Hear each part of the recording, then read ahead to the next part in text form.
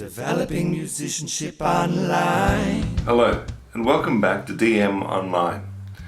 Today I've challenged myself to see if I can get the semi-free software called Soundtrap, that's an online software, to operate in the same way that Garageband operates.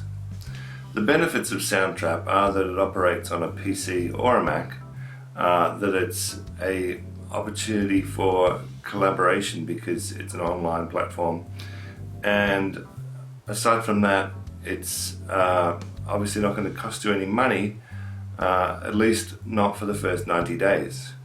So let's get into it. Soundtrap can be found at soundtrap.com. Once you go through the process of signing up for membership, then you'll have access for a little while to the console. And to start a project in this particular software, you go to the Enter Studio window, which opens up a console that looks very similar to the Garageband console. Immediately, one of the problems you will find is if your internet browser is not super fast, you will have some lag times waiting for things to happen. Okay, as you can see, there's music and podcast options, and obviously for this we've been focused on music, so let's keep going with music. Now at this point in time, things look pretty much similar to GarageBand. You can add tracks, you can select a bunch of different items, such as some form of drums, some sort of MIDI instrument, or looping or audio. For the moment, let's just start with loops. So similar to GarageBand again, you've got a lot of filters in place, and those filters will allow you to filter out a whole bunch of loops, and there certainly does not look like any shortage of loops to choose from. So I'm going to go off camera for a moment, find myself a nice loop. This could take a while because it's a long list, and I'll come right back. So I found myself a loop after a little bit of looking. One of the issues I did find is that when you hit play on a loop, if you go to the next loop and hit play, nothing happens. You actually have to allow a small lag time between playing loops for it to play the next loop. This could be an internet speed problem, or it could be just a small glitch in the software itself. So once you've found your loop, you just double click on it and you will find your loop will appear. Now at this point, we've got a couple of options, and these options do align with what we might have available to us also in GarageBand. So if you want to loop it continuously, the right hand top corner of the boxes is a handle that will allow that to loop indefinitely. That's good for rhythmic things. I've chosen something that's voice based, so that's not really going to be great. There is an automations option, but the automations in this software do not allow you to expand what is already there. So your automation choices are pan, sweep and volume. If later down the track you add an effect, which is another option in this software, you don't get automation of that effect. It's the effect is either on or it's off. So there's perhaps one of the shortfalls of this software is that you're not getting automation of the effect in the automation operations. Now the other thing is the automation happens on a timeline underneath the waveform instead of over the top of the waveform, which means you can't really control it to the same level as you can in GarageBand.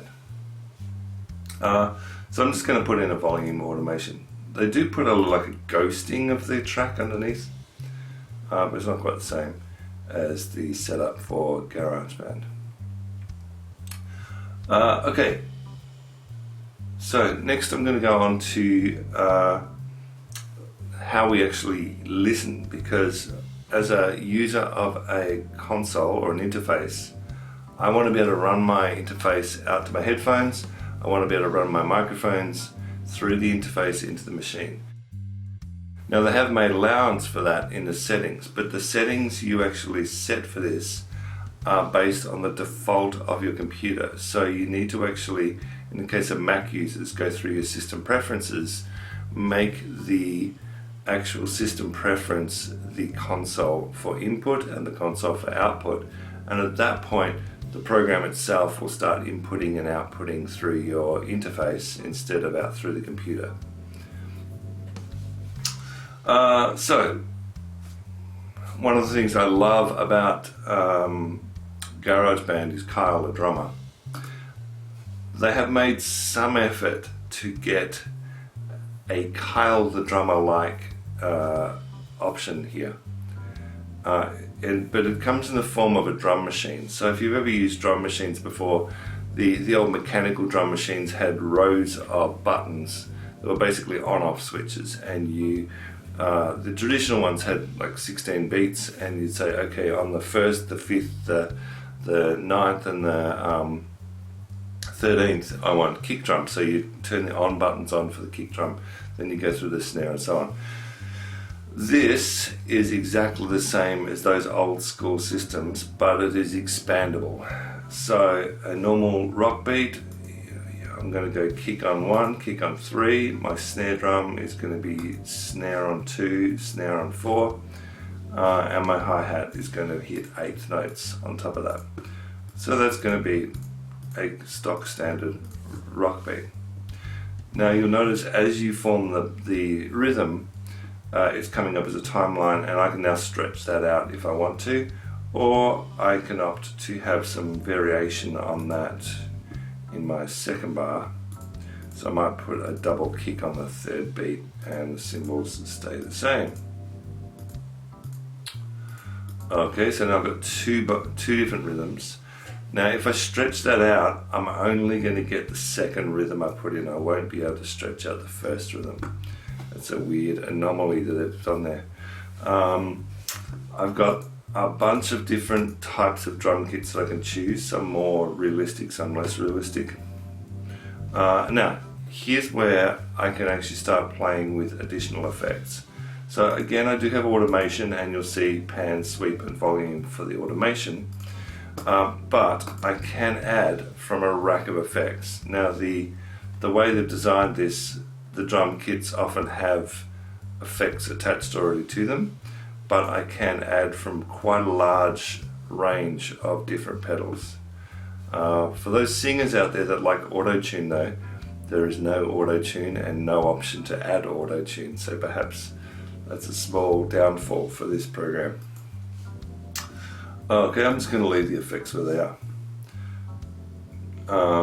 And let's get a bit creative and make sure we don't start our drums till a few bars in.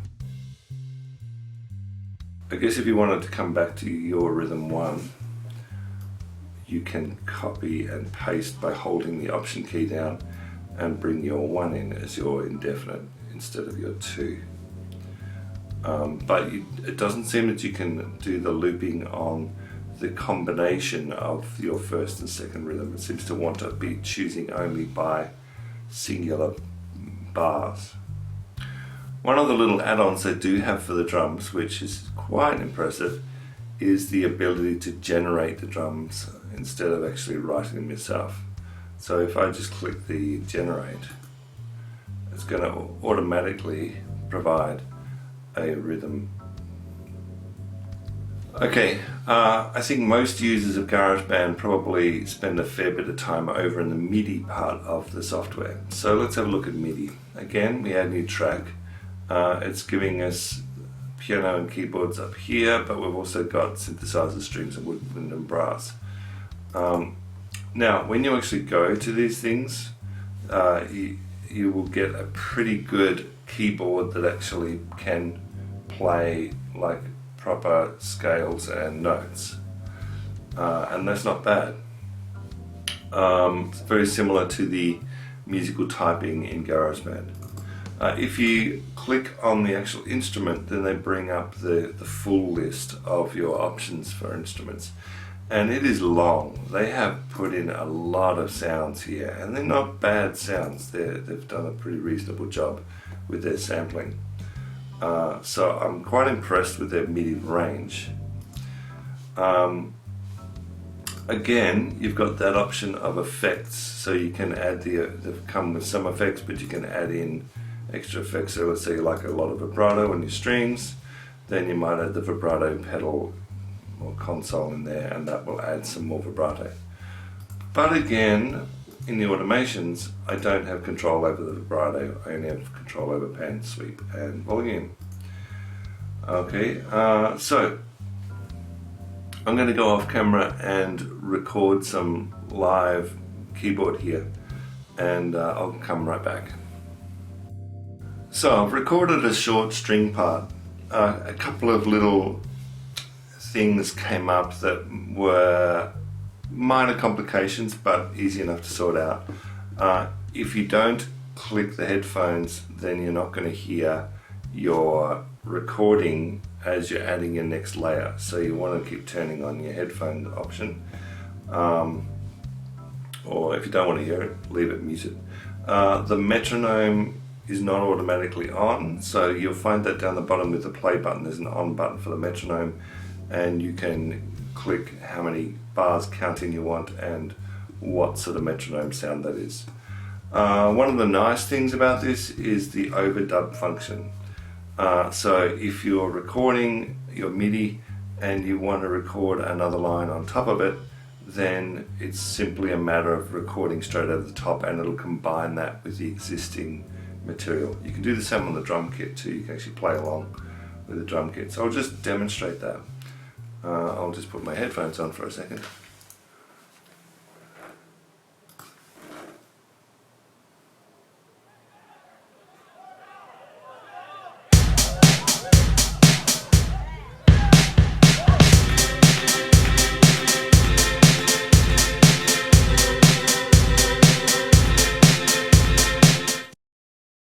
If you've watched the tips, you'll know I'm a big fan of quantizing.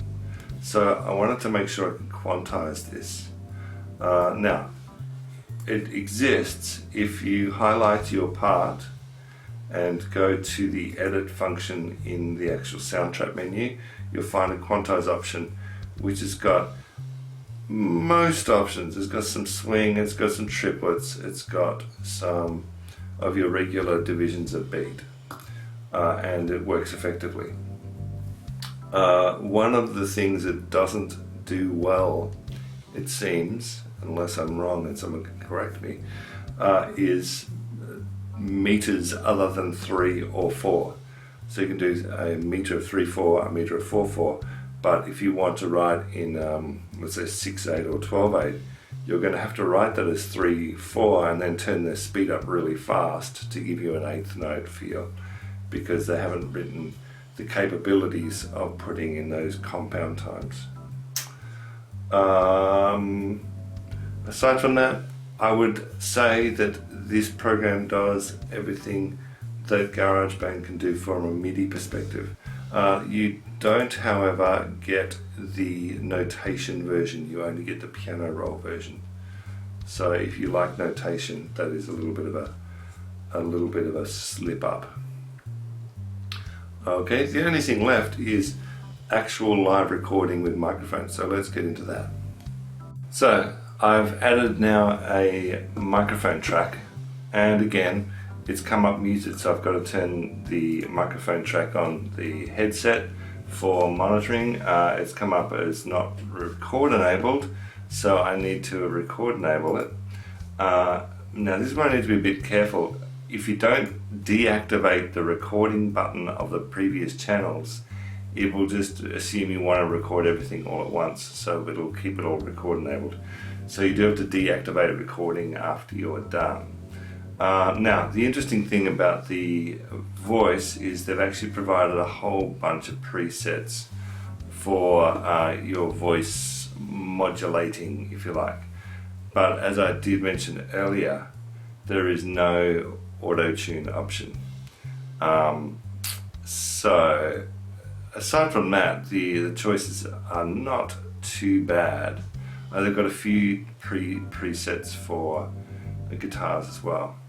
So I'm just going to go off camera, and I'm going to just pop some random stuff in so you get to hear what the capabilities are of this program. Back soon. Okay, so I've finished recording my vocals. Let's have a quick listen.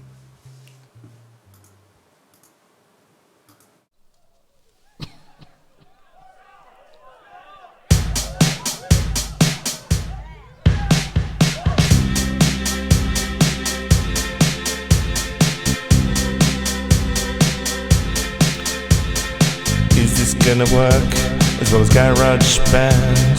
I don't really know, but I wish it had auto-tune. Auto-tune. Okay, that's what I got out of my little recording session there. A few small things became apparent as I was recording. So the record enabled thing, I find that a little bit annoying that you have to switch record enabled on and off. In terms of the effects, the microphone level was not particularly strong level, so I had to add an extra effect of the gain knob or the volume knob. But that solved the problem and gave me enough gain. None of the effects are what we would call destructive effects. So in other words, you're recording a dry signal and then the effects are added, which means you can change those effects at any time. That is a good thing, and certainly you can then play around with your sound. If I wanted to use MIDI devices, up in the settings is a MIDI settings, and it's very simple. It literally looks for your device and then tells you whether you've got one or not, and then allows you to add it. It worked first time, so no problems there. Is this software a replacement for GarageBand? There was a little bit of an anomaly when it came to outputting.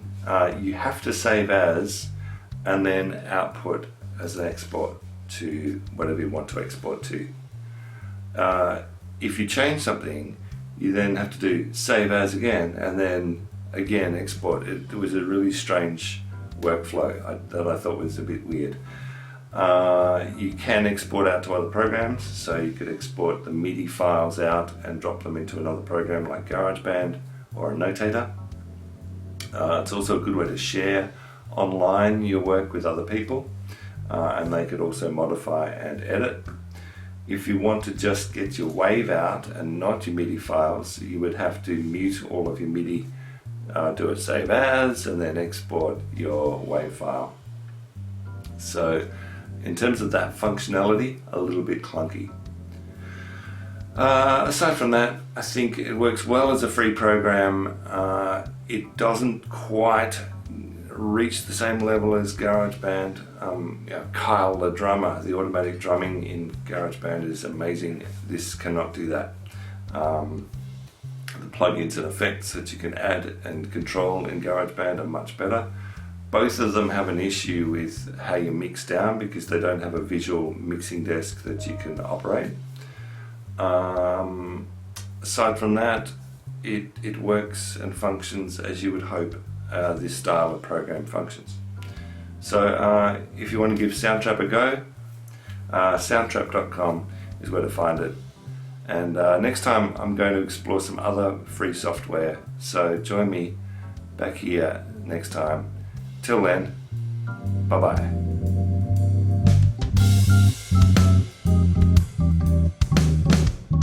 DM, developing musicianship online.